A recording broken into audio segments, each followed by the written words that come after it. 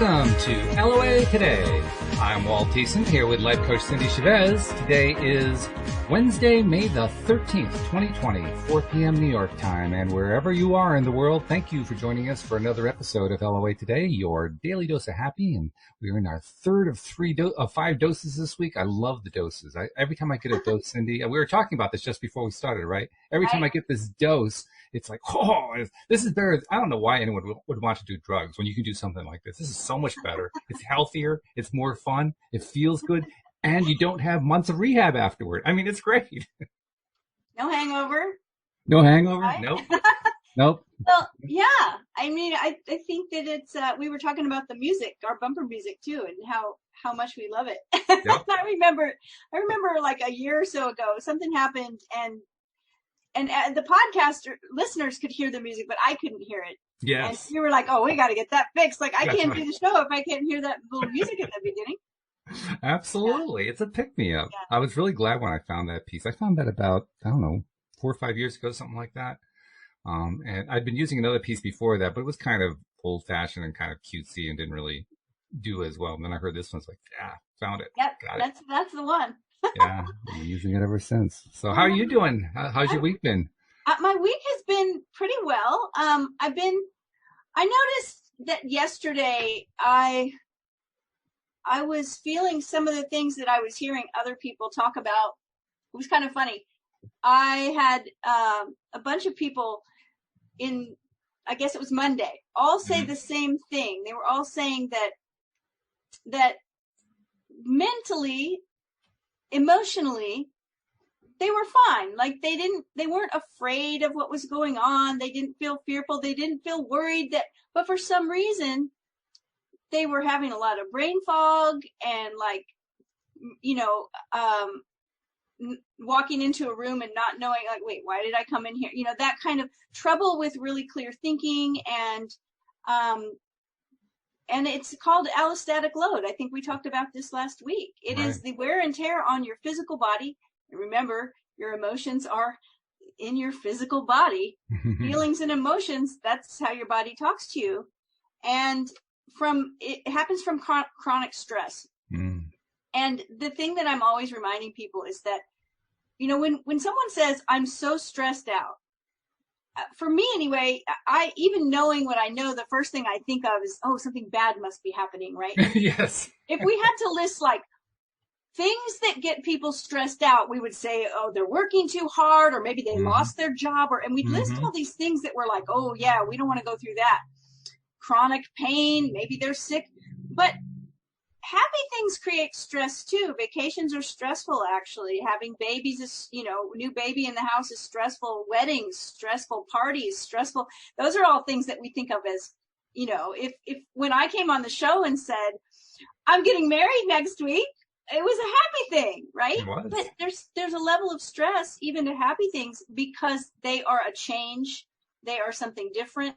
They're not things that we go through on autopilot because we have to use parts of our brain that we're not using all the time. So this whole pandemic has caused a great weight of that allostatic load on people, whether we're fearful or not, whether we're worried or not, whether we're sick or not, because everything has changed. And so, be easy with yourself if you're realizing that your mental processes aren't as sharp as you like them to be, or you're not sleeping as well as you want to sleep, or whatever. It's all part of the thing that we're all, experiencing. Very much true. Yeah. It also occurs to me that when we're talking about how stresses show up in all kinds of forms in all areas of our lives, like you said, virtually anytime there's a change, it raises a question in my mind. The question is, I wonder if as time goes on, as those of us particularly who practice what we often call conscious or deliberate creation, working on our vibrations, trying to stay in that high vibe place and so forth, I wonder that as we do that, I wonder if we become more adaptable to change and less impacted in a stressful way by change. In other words, I wonder if we become more resilient and less resistant to changes that occur so that they have less of a stress impact upon ourselves. It's a really good question. Like I said, you asked me how I was doing. This is what I noticed yesterday with myself. I noticed like I'm not a person that gets irritated easily. So irritability, that's not something I really experience too much, but it's certainly something I have experienced. I noticed that yesterday, and it was like I couldn't even pinpoint. Sometimes you can pinpoint it, right? Say, oh, my computer's acting up. I'm so irritated, right? But this was just like this sense of irritability. And then I realized, oh, this is that thing I've been explaining to everyone else about. Yeah, I'm human too, and it's happening to me. No, it can't be me too. No. But here's the thing with deliberate creation and conscious creation, and we're working on our thought processes. I think that most people who begin practicing some form of deliberate creation become more aware. I mean, hopefully, we become more aware of our thoughts and our thought processes. We catch our thinking processes a little bit easier because we are intending to. Like, right? I mean, when you realize, when you first learn about this stuff and you learn that, well, thoughts create things, what's the first thing that you normally would start to do is pay attention to your thoughts. Right. So, sure. Right. So in that sense, I think, yes, I think the answer is yes, that we do become maybe less resistant to change. But part of that also is kind of a personality thing, right? None of us like change wholesale, but some of us are much more comfortable with it than others. And I think part of that is just, there's a lot of factors, right? Like people that moved around a lot when they were kids, maybe it's easier for them. I even know people that moved so much as children, like they were military families or something, and they moved every year or so, and in their adult life they like want to move, like they want to be moving, right? And me, on the other hand, I think about my husband, who his folks still own the house he was born in, so it's like he lived in the same house his entire life until he went to college. I lived in like a couple of houses most of my young life. And so I'm totally fine. I'm kind of resistant to change sometimes if it's a big change. I think astrology plays into it. I'm pretty grounded. I like the way things are. Sometimes I struggle against things being different. So I don't know. I mean, I think it's a really personal thing. It's a good question. You raised the point earlier about even when it's situations where we're doing something happy, where we're doing something fun, there can be stress involved. Right. And yet I still have the question in my mind, is it the same level of stress as when we're doing something we really don't want to do? And my instant reaction is, well, no, it's not the same level of stress at all. There is going to be stress involved, but it's going to be of a different quality and a different quantity, I would think. Well, there is this idea that we don't like change, that primal part of our brain does not like change. And so this is the part that's really important to conscious creators, because generally speaking, when people start to practice deliberate creation, they're trying to create something they consider good. Right. Right? We create all kinds of stuff. Anyway. I mean, usually. Right, but most of it, I think the majority of us, when we get into deliberate creation, we decide that we want to create better health, better relationships, more money, more abundance, better experiences, more opportunities. So things that would go in the good column. Right. And a lot of times we subconsciously resist those good changes because, number one, it's change and it's the unknown. And number two, because part of us is getting a payoff out of whatever we're doing right now. That's an interesting point right there, because we've talked about that payoff before. Yeah. And that payoff is often subtle. It's often hidden. It's often outside of our conscious awareness, but it's there and it shows up. And then we say, well, why didn't I get what I wanted? Why didn't it work out the way I wanted it to work out? I didn't have a payoff on that. I wanted this thing. I didn't want the other thing to happen. But it turns out on some level we did. When my son was in probably first year of college, last year of high school, maybe the summer, he was a huge LSU fan. Okay. Big football fan. And he was in between jobs and he was looking for a job. and football season was coming up. And he was well qualified for all these jobs, and he was just putting tons of applications and resumes out, and the people would interview him and say, oh, we have a couple more people to interview, but we can tell you right now that we're going to be calling you because you're exactly what we want. You know. So he left every interview, right, coming home saying like, oh, I think I got this one. They love me. Great. Nobody was calling back. Nobody was calling back. And at one point, I never forget this. I was sitting in my room, in my bed, reading a book, getting ready to lights out. And he knocked on my door. I said, can I come in? I said, yeah. He said, can you spend like a few minutes coaching me around something? I said, sure. He said, and this is, 15 years ago, right? He said, I put all these applications in. They all love me. You've been hearing me talk about it. No one is calling me back. No one. And I said, so looks like you're unemployed and you've got a lot of free time. And he said, yep, but I want to be employed. I said, so what are you going to get to enjoy since you don't have a job to go to? And he said, well, LSU football is starting, so there's that. And I said, so are you going to miss that? Sounds like you're going to miss football if you're working. He said, yeah. He said, yeah, that's a bummer. I said, well, what do you think people do that are always working during the football season and they're never around for a game? And he said, well, I don't know. I guess they could DVR the games. And that was kind of, and I said, yeah. I said, yeah, I guess they could. And he said, oh, God, why did I not think of that? And I said, I don't know, but we can DVR the games. He said, oh, his phone started vibrating. Said, hey, I'm getting a call. He said, oh, it's the call from the last interview I had. And he said, oh, there's a text from the other interview. I'm telling you, I've had this happen so many times.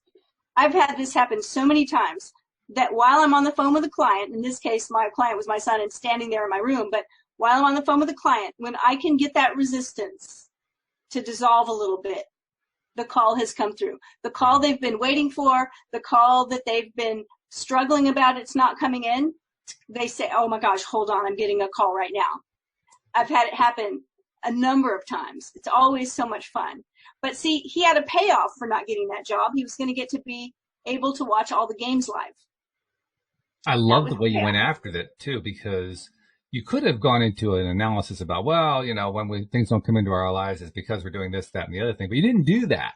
What you did was you said, so what will you do if you don't have a job? The opposite of what he was aiming for. You went over there and looked for a silver lining and the opposite of what he was aiming for. Right. Yeah. That's a great strategy. And it's one that we often overlook, I think, when we're dealing with stuff like, I really want this thing to happen. We don't look at, well, what would happen if it didn't happen and what would we get out of it? I had a conversation with someone who was going to hire me or thinking about hiring me.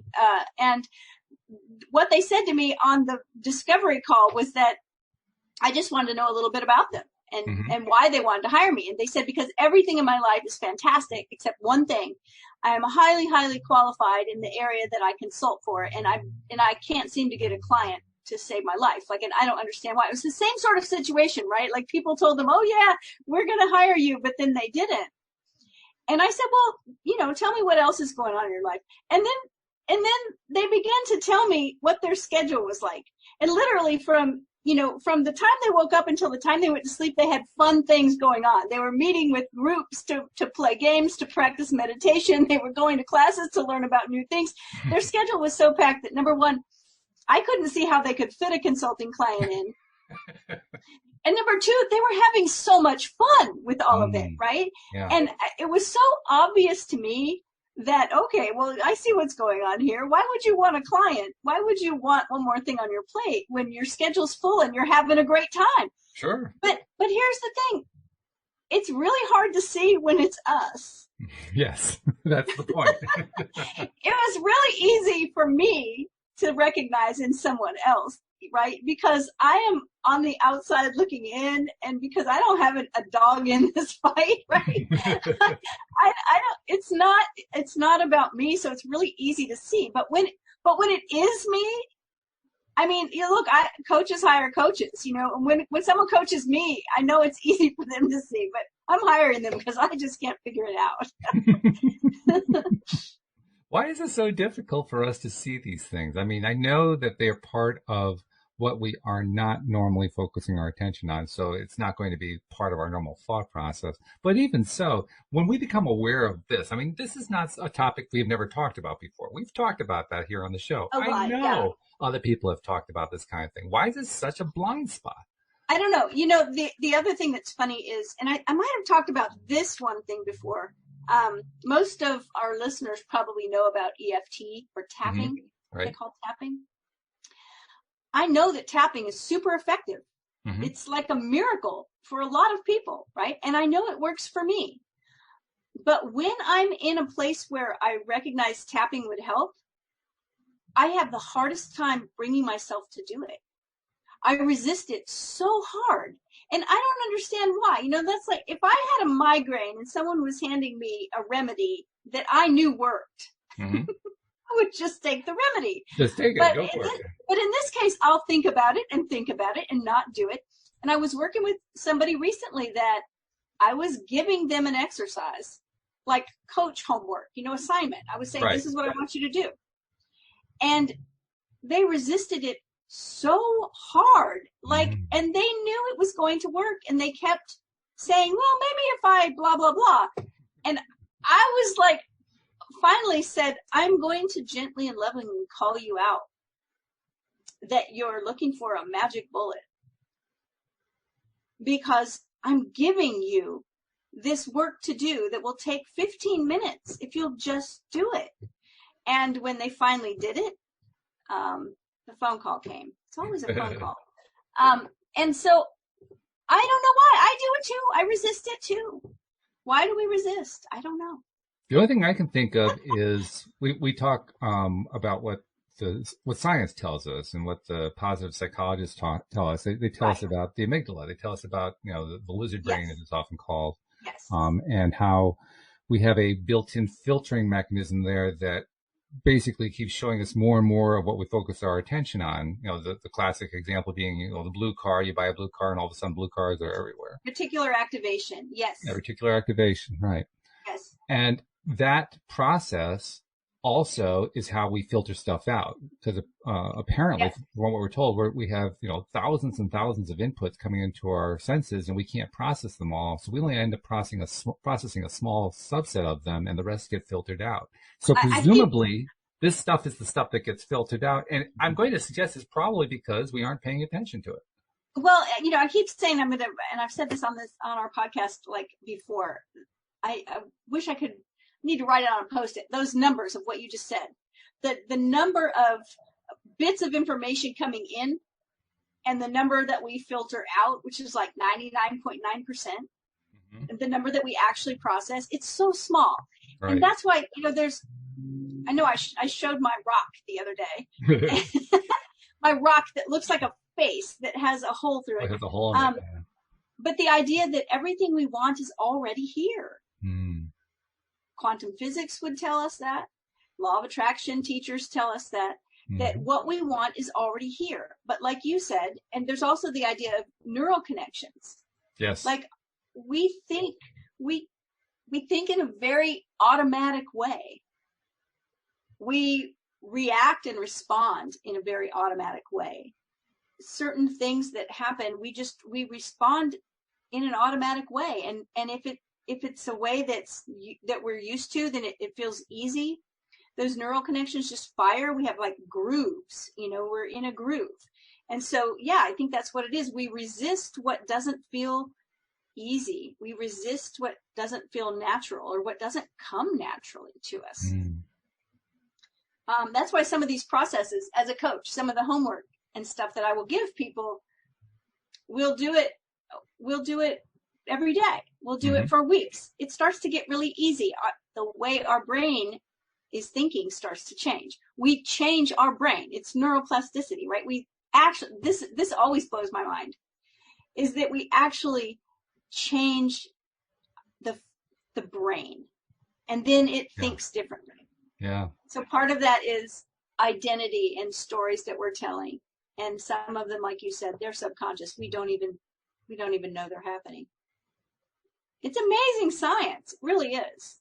In fact, it just occurred to me. We use the terms conscious, subconscious, unconscious, and we talk about stuff in our awareness and outside of our awareness. I think we could honestly say unconscious or subconscious is just stuff that's outside of our awareness. Yeah, right.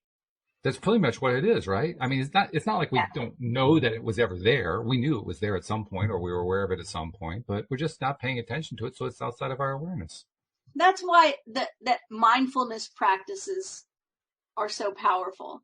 Like, I know I've told this before, but at some point I started meditating at the end of the day when I would go to bed, right before I went to sleep. It was the last thing I would do. I would start thinking about, because I was trying to bring my mind to a place where I was always finding things to appreciate, Hmm. right? Because gratitude, appreciation.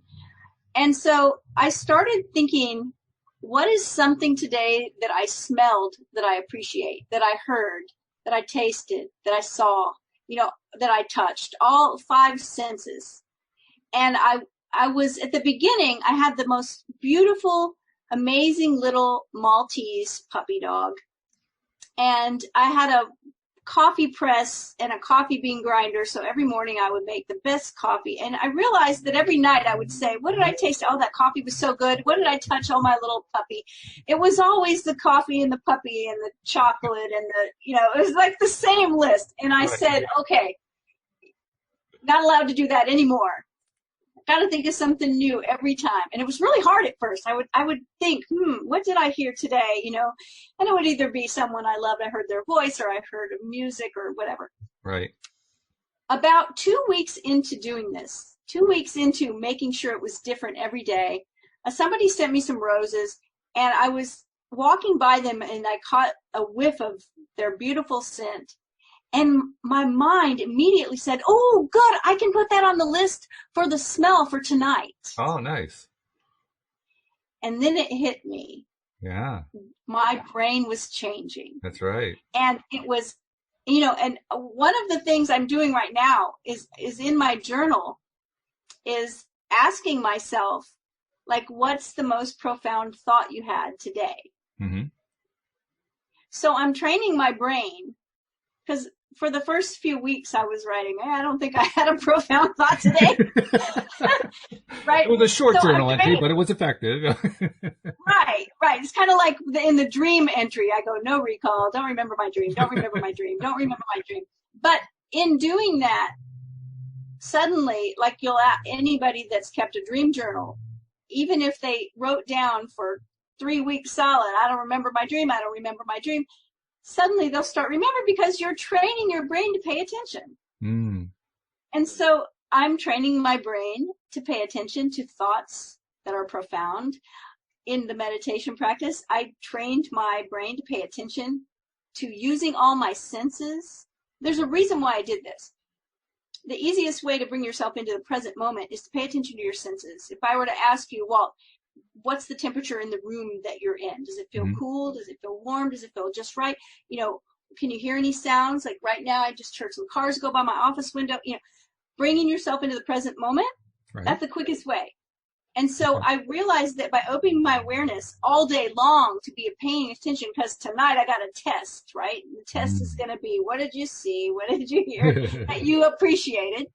By doing that, I was opening my awareness all day. And what was that doing? It was putting me in the present moment all day. And what is in the present moment? All our power, all our creative potential, all of our magic, it's in the present moment. Very true. Yeah. And in that present moment, we're able to make the differentiations that allow us to shift our awareness.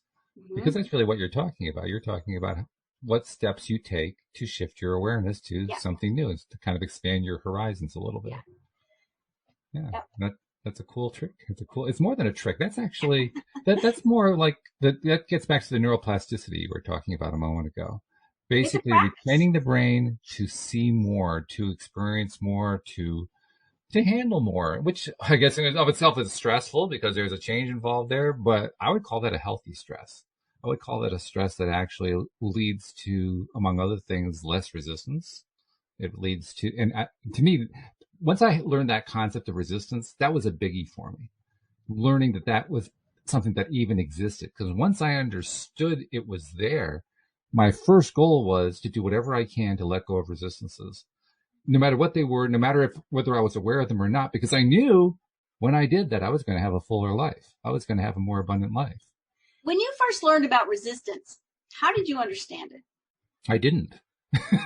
That was the problem. Well, I don't mean scientifically. I mean, what did you understand resistance to be when you first learned about it? I didn't. I'm quite serious. I didn't understand what they were saying. It was Abraham Hicks's teaching that I was listening to, and when I can't remember if it was. I think it was one of the books. I can't remember which book it was, but one of the books was talking about it. And when I read it, I had to read it like 2 or 3 times, which we've talked about before. Abraham Hicks books, they look like they're saying the same thing over and over again. You have to kind of really dig into it to grasp what they're talking about. So when they came up with this concept of resistance, my first reaction was to say, what the heck are they talking about? I don't understand this. I had to kind of go over it a few times before I finally began to grasp the idea that, for me anyway, and this is the way I started to understand it, answering your question. For me, resistance was all of the different ways that I am not allowing myself to get into that great feeling about the thing I really did want. Instead, I was finding all these different ways to not get into that feeling, to not get into that imaginary space. I was justifying in so many different ways why I couldn't have whatever it was I wanted. And that was mind-boggling. And what was even worse, from my perspective at that time, was I had also learned that I had all these thoughts going through my head, and I was supposed to monitor all these thoughts. It's like, oh my God, this is overwhelming. How the hell do you do this? Yeah. What do they say? 60,000 thoughts a day? Yeah. And not everyone, but like a large chunk of them all having resistances attached to them. I figured I'm going to throw in the cards here. I'm done. I don't know what to do. For people that automatically love spreadsheets, that really yes. Exactly. Fortunately, then they go right into the next step, which, well, you don't have to monitor the thoughts, just monitor the feelings. Oh, okay, that's a lot easier. I can handle that one. So that helped a lot. But yeah, I was resistant to the thought of resistance. Yeah, that's what I was just talking about. Yeah. Like I'm giving you a specific tool that dissolves resistance, and you're resisting it. Right, exactly. So something you said though that's so important, what you said is the way you understood it is all the ways that you were not allowing. Yes. And we don't even have to finish the sentence, right? It's fill in the blank. All the ways you were not allowing. Yeah. And I think for me, what I learned about resistance pretty far into knowing about resistance, like years of knowing about resistance, and then learning that there are 2 forms of resistance, right? And in tantric thought, in Buddhism, it was known as it will be aversion and attachment.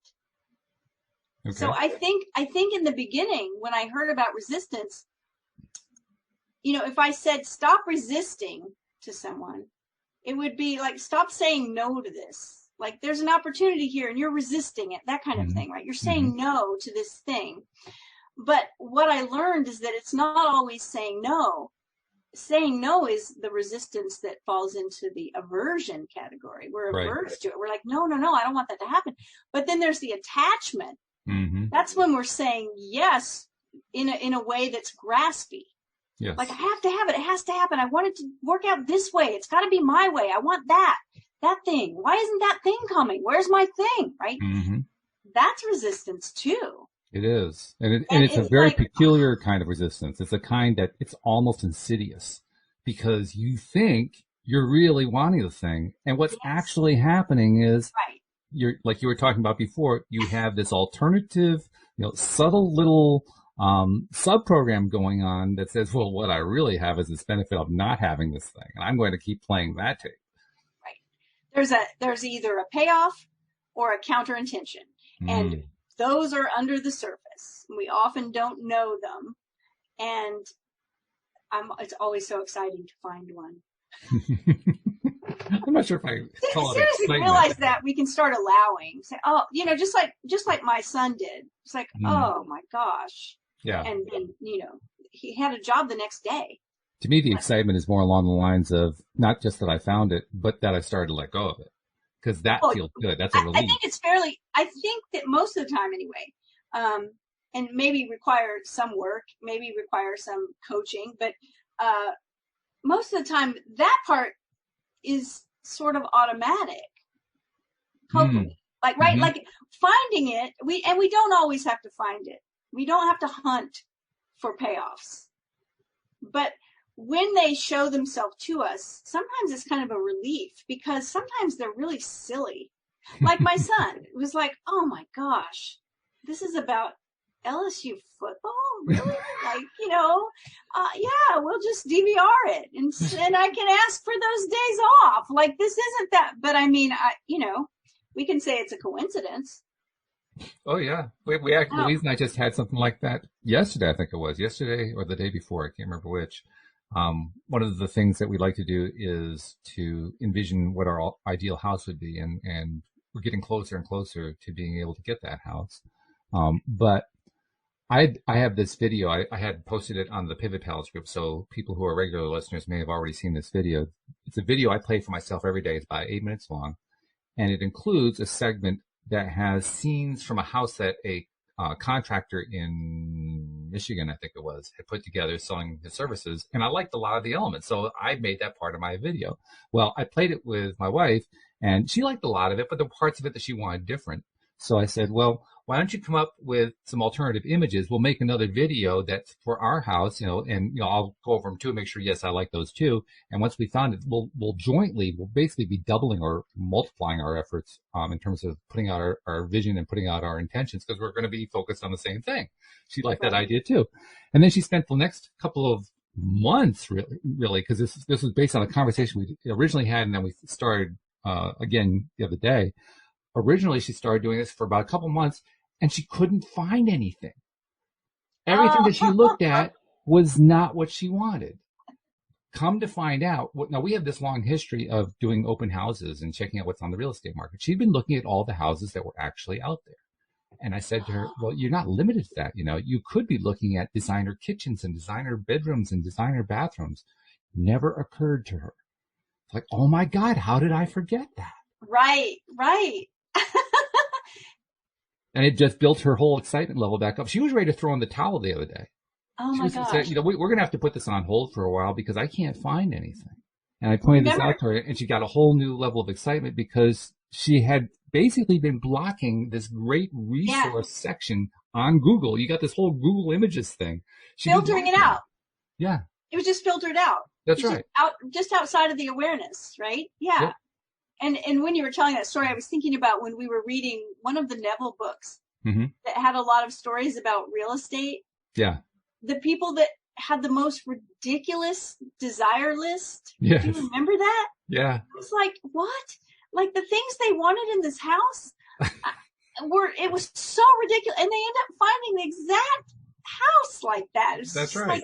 So yeah, we can go beyond those automatic things, but sometimes we don't see that we're doing it. That's a great story. It really does illustrate it, doesn't it? Yeah. And now she's over interest finding all my first thought too, after I gave her that little piece, and she got all excited, so she's been doing some work since then trying to find stuff. But my first thought was, okay, well, I helped her find that one. Now what am I blocking? Because there's probably something I'm blocking too. Yeah, right. Well, we all are. We all do this stuff, right? It's like life on Earth. I guess part of it is just being willing to admit, okay, well, I don't have to get it all right the first time. It's not like I have to achieve perfection. It's just one thing after another that's a little bit better than the last thing. If I can just stay on that track, I'm going to end up with good results. Not worry too much about it. But still, there's that little niggling piece that kind of hangs back there. And the fact that I got that little niggling piece back there tells me I'm resisting. because it's like, I find myself saying to people sometimes, one day at a time, right? And what you said is just like, just a little bit better. Yeah. Just feeling a little bit better, imagining something a little bit better. Something that came up this week, being a relationship coach, often the thing that I'm doing with people is helping people that don't have a relationship and want one. Mm-hmm. And now everybody is isolated. And I have people saying, what do I do now? Like, I can't. And I'm encouraging people that, number one, we have all of these fancy, billions of dollars worth of technology that help us communicate with each other, right? We have social media. We have, we're here on this podcast looking at each other, and I'm down here in Louisiana and you're up there in Connecticut, and we can see each other and hear each other, and it's phenomenal. So there's that. This does not stop us from building relationship. No. It doesn't stop us from meeting people in numerous different ways. And that doesn't have to mean on a dating site either, right? We get into conversations that are connected to podcasts like ours. We get into conversations that are connected to online threads and ideas. And there's all kinds of ways to meet people and to build relationship. As a matter of fact, it's interesting. Some of my best friends I've never met in person. We have a plan to meet in person, but some of my very best friends that I've had for years, I only know online. That's kind of amazing. It is. My mother would not understand. Right? But the other thing I see that I saw happening with a client this week that was so exciting is that all of the things she's been doing since this happened is really, I would call self-care in a very broad sense, right? But like just getting everything in order, her house in order, her health in order, diet in order, furnishings the way they want them, job and work and projects and all of that suddenly is coming into order. And I had such a thought while I was listening and smiling about all of this. Oh, you just made space for this to happen. Yeah. Right? Because when every other part of our life is not in order, then inviting a relationship in is even harder. True. And I learned that not from a book. I learned that by experience. And I learned looking back on it, I could see it. Is that during the 5 years before I met my husband, it wasn't that my life was in disorder, but I had had a divorce and I had had a change of career. So there was a lot of changes going on. And I focused on getting all of that in order. I got everything where it was in order, and I was living a really great life that I loved. Why? Because there was order. And then I met my husband. And so I think what you just said is like feeling a little bit better, looking for what would be a little bit better. Like little small incremental changes in our attitude, in our thought processes, in our physical surroundings, in our schedule, in our routines. Lessening habits that don't serve us. We might not ever eliminate them, but just lessening them, right? Like we don't, I know I'm a big believer in like small steps because they last. They do. Big dramatic changes often don't last. Right. Yeah. But you're talking about what Dan Mangena calls microshifting. Talk about that. Microshifting, essentially what you just said, little steps, little tiny shifts in awareness and in focus and perception and thinking about stuff, just little shifts, little things, little steps. Not going for, the big kahuna, just a little bit at a time, Yeah. The other thing that's really powerful is what a friend of mine calls habit stacking. Ooh, I like the term. I like it too. So it's that if you want to develop a new habit, that you stack it on top of a habit that you already have. So, Okay. you know, an idea would be, let's say you don't take vitamins and you wanted to start taking vitamins. Well, if you could take them every day when you ate breakfast. I mean, just a really simple example, but it's like you're stacking that habit on the other habit. But you attach it to a habit you already do every day, Mm-hmm. or however many, however often you want to do the new habit. You find another thing that you can connect it to.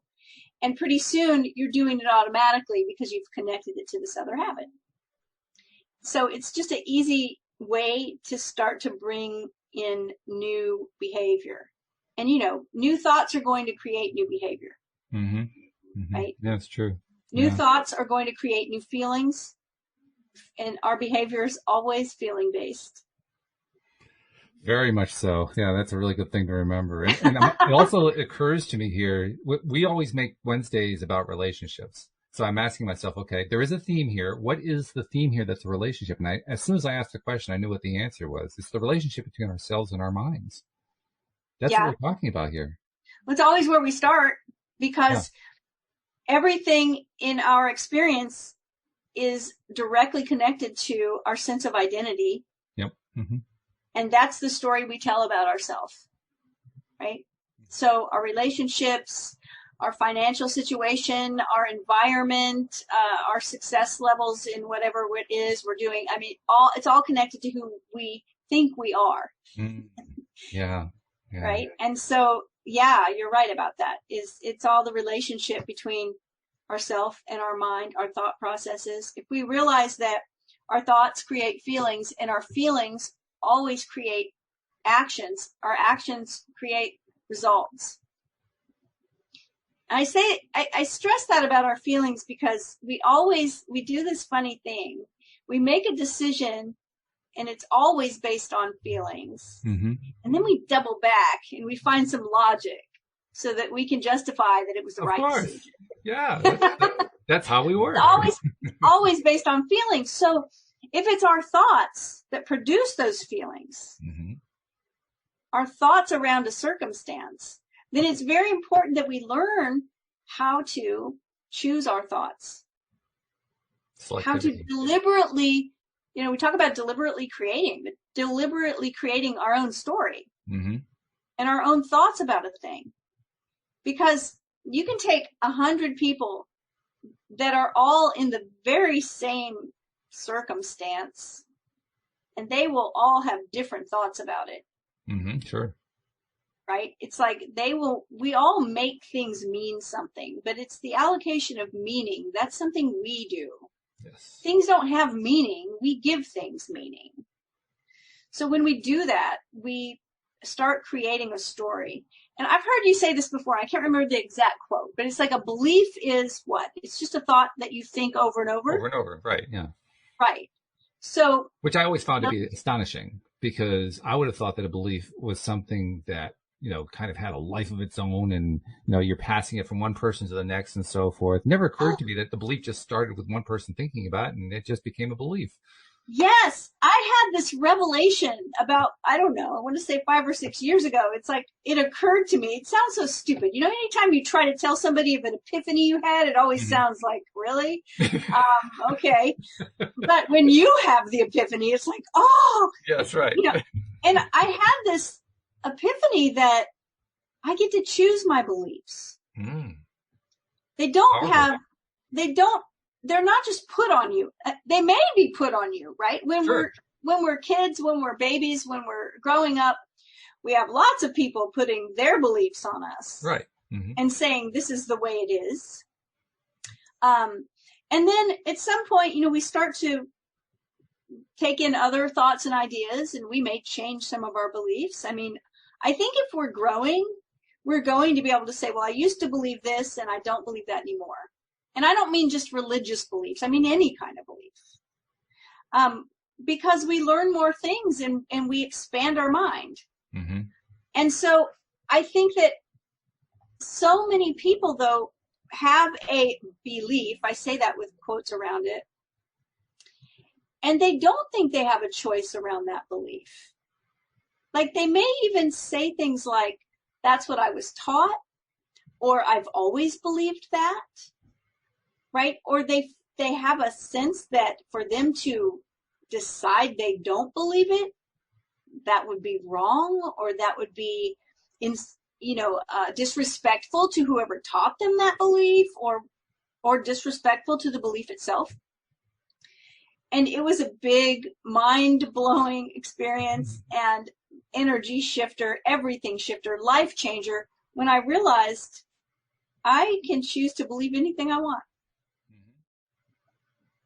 I get to make the choice. I get to make the call.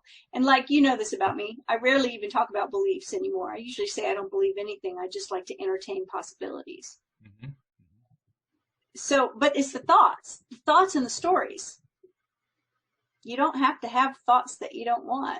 That's right. And that's a very powerful place. You're right. That's when you recognize that. I found that when I recognized that anyway, I'll speak for myself, that was a position of power. And it's a position of peace, of inner peace. And we talk about how this relationship that we have with our mind is kind of reflective of all of our relationships. You were giving some great examples of that a few moments ago. Ultimately, when we are developing this relationship with our own mind, with our own self, we are making the other kinds of relationships possible. Because the most important one is the one that we have with ourselves. And when we're at peace with ourselves, when we're feeling good about ourselves, when we feel good about our relationship with our mind, with our thought process, with our choices, with our beliefs, what are we believing? What are we choosing to believe? What are we choosing not to believe? And so forth. When we're feeling good about that, all of a sudden, we're attracted to other people just because we made peace with ourselves. That's right. That's right. And one of the things I love to remember is that, that whole Jerry Maguire thing, the movie, right? It was like, you complete me. No, no.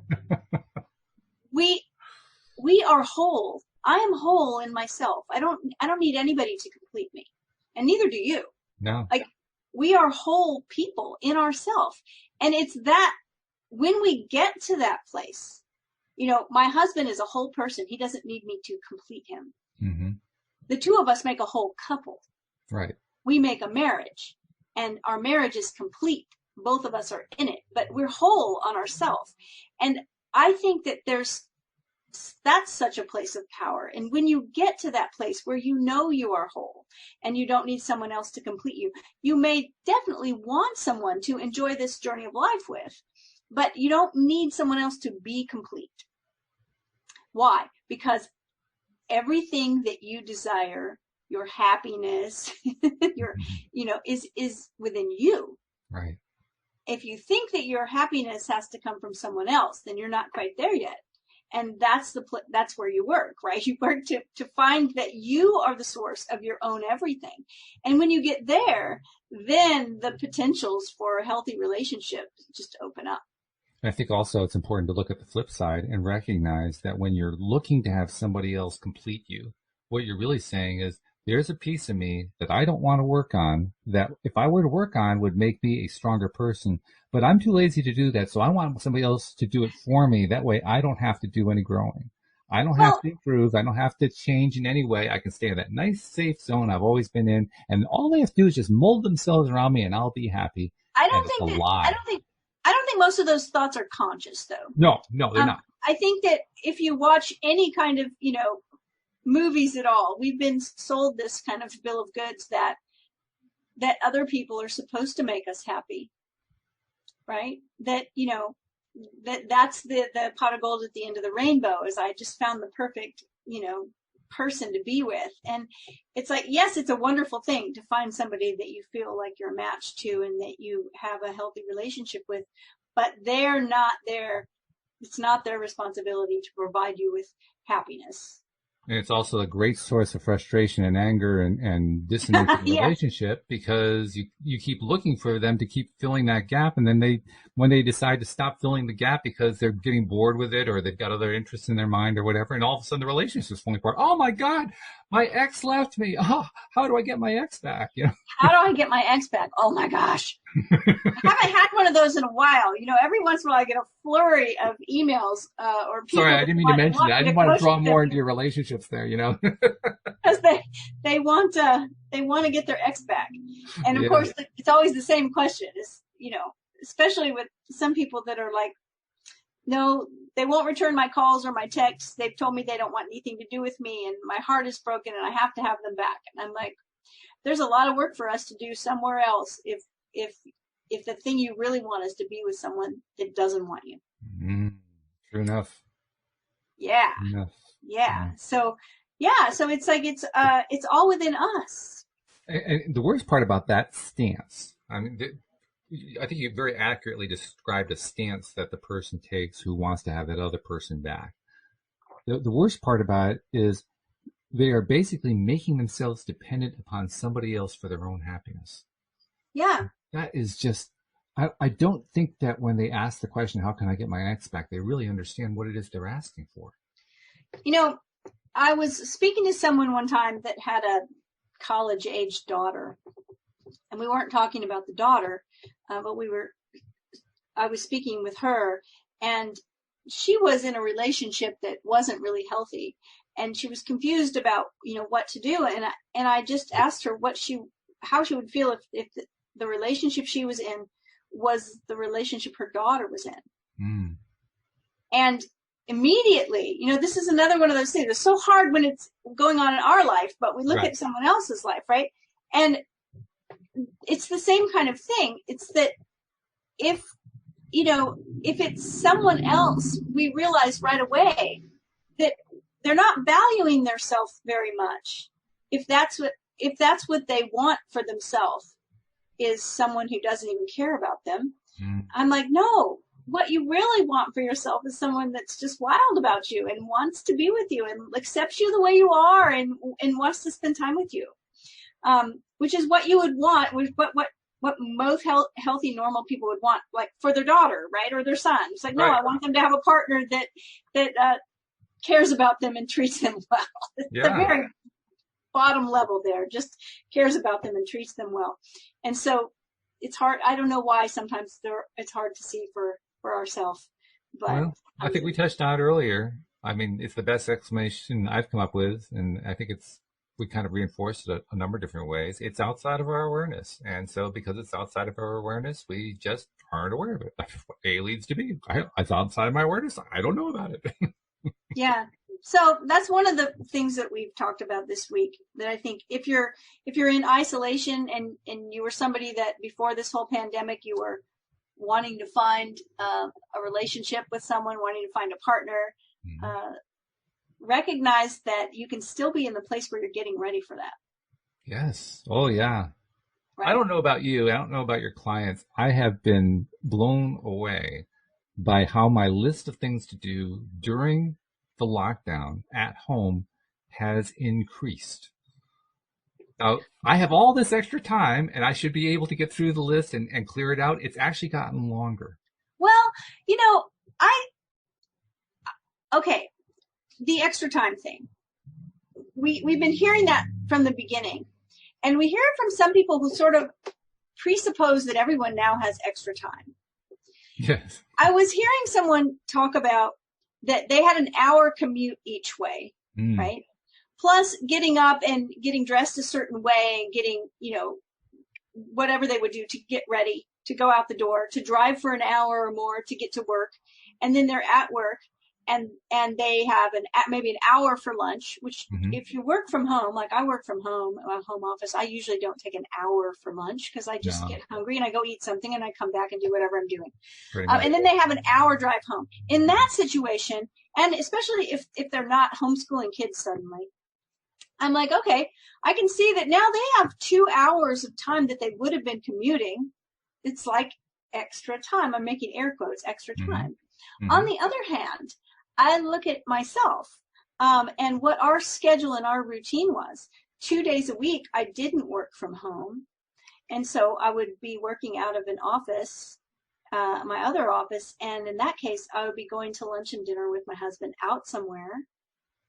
on the weekends, usually brunch was out somewhere, right? So I realized today that I would pretty much cook about 4 or 5 meals a week when we weren't in this situation. And now it's 14 or 15 meals a week.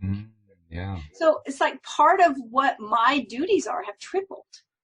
This does not make for extra time. No, it doesn't. It makes for less. It's true. Right?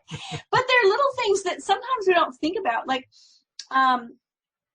laundry and stuff in this situation. If we're out about at all, which we're not out and about a lot, but it's like, I don't know, they want you to wash your clothes. Like, you don't just say, oh, I'll wear this same thing tomorrow and hang it up. It's got to be laundered. So there's a lot of extra domestic chores that are going on for people.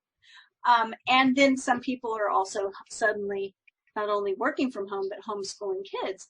So I don't know, Walt. I don't know that everybody has extra time. Well, let's just say it's a popular theme that's out there. It may not actually be right? True.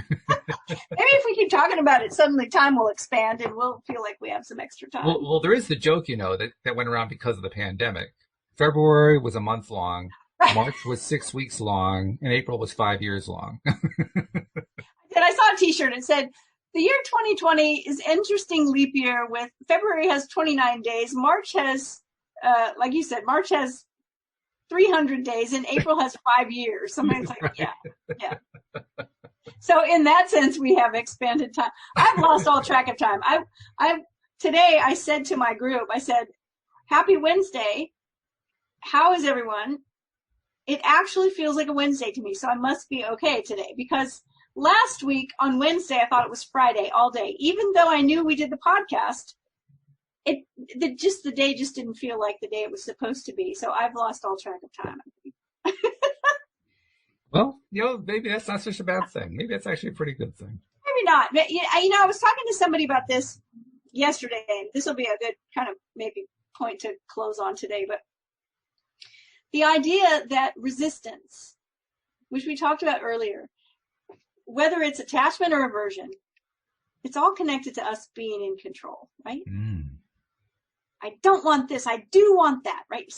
I want to control the way it is. And also, when we set about to use deliberate creative methods, often, we've talked about this hundreds of times, we often immediately go to the how. Yes. Oh, yes. How are we gonna get this to happen? Right. And again, that's us wanting to control how it happens. And with this pandemic, we have all, most of us anyway, I would think, experienced the sense that we're not in control. We're not in control. We don't know what this thing's going to do. We can't stop it. We don't have any control over it, right? And the silver lining that I see of that is that we've all had to relax our sense of control a little bit and realize we don't have control. And in doing that, we're letting go of resistance. That's true. That's very cool. I like that. That's a really good point. We've been looking for silver linings, and that came up in a coaching conversation, and I realized, I'm watching people say, well, surprisingly, this and that have kind of come together. I'm like, yeah, it's because we're less resistant right now, because we have had to say, I'm not in control. I don't know what's going on. That's pretty cool. That's really cool. Hey, I want to make sure before we run out of time here to let people know, first of all, if you listen to the live stream, which is a very, very small percentage of our audience, but those who do listen to the live stream, tomorrow's show, instead of running from 4 to 5 New York time, will run from 5 to 6 New York time. And the reason for that is we have a special guest joining us. This is somebody, I was doing some research and I found this person and I invited her onto the show. I think she's going to be a really interesting interview. Her name is Dr. Luana Coloca. I hope I'm not mispronouncing her name. She's from the University of Maryland School of Nursing. And she, among other things, pursues studies regarding placebo and nocebo. And the reason I'm having her on is she is currently involved in a study of placebo, nocebo, and COVID-19. Now, she won't be able to talk about the study because obviously they're in the middle of it right now, but she is going to come on to talk about placebo and nocebo effects and in a more general way, why she's interested in it and so forth. And I just think it's going to be a fascinating look, kind of a different look. We've been looking at this whole pandemic thing from a variety of viewpoints. This one's not one I've heard a lot about. So that's why I wanted to bring her onto the show. So Dr. Luana Koloka is going to be joining us tomorrow. It'll be live streamed 5 to 6. Obviously, it will appear and as part of our list of programs that comes out every week in the feed for the podcast. And that leads to my other reminder, which is if you're not yet subscribed to the podcast, please become one. If you're not sure how to do it, go to loatoday.net. And at the top of the page, it will give you instructions on how to do it so that you can be subscribed and getting things like this interview with Dr. Koloka tomorrow. So something to look forward to. But in the meantime, as usual, Cindy, your insights are absolutely inspirational. Thanks so much for everything you share on a daily basis, particularly this one. This was really good. I mean, you had some good stuff. We both had some good stuff in this show. I learned a lot, and that's always a good thing for me. I always have fun. I have fun. It's always great. Yep. So thank you very much. Thank you also to our podcast listeners as well. We'll see you all next time here on LOA Today. Goodbye, everybody. Bye, everyone.